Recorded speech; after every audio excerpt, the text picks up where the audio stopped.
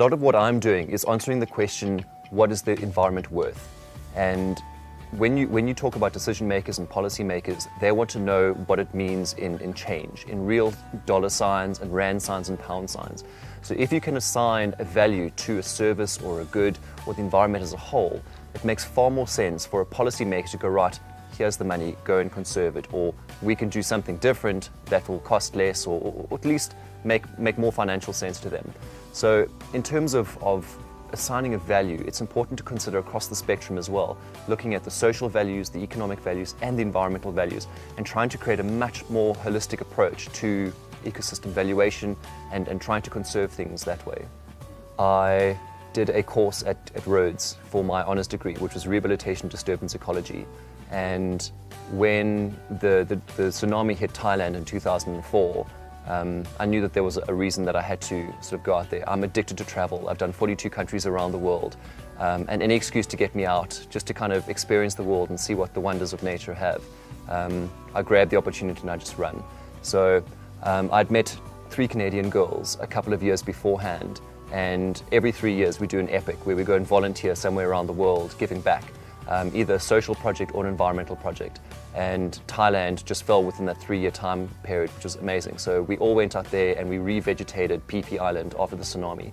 So we started with successional grasses and then all the way up to the sort of bigger sort of bushes and trees and things like that. And again, you sort of impart with the knowledge that you've got, empowering the local communities, going, right, these are the species that you must plant in here, and sort of just getting them back into the swing of things, it was an amazing experience. And something that, yeah, I would love to do again if the opportunity arose.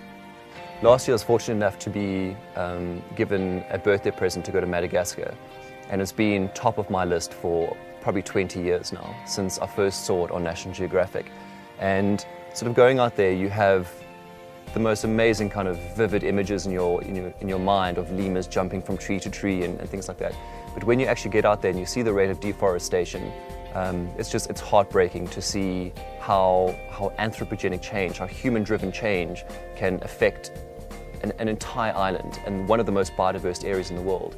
And to go out there and to meet the people and see that it's not necessarily driven by them, but by a government that's sort of pro-economic reform and job creation and things like that, but the environment has come second best to that.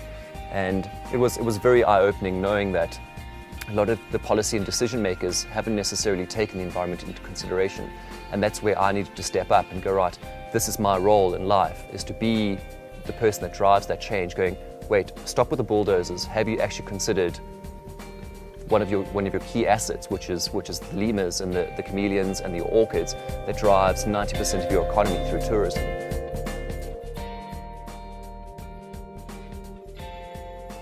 I'd love to be at a managerial level in either sort of policy or decision making, realizing that I've used all of my skills and developed a skill set that can kind of formulate me to create ideologies and ideas and management plans that will kind of spearhead the environment forward.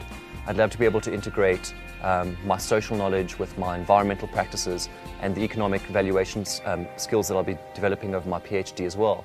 When you have the passion, you have the drive,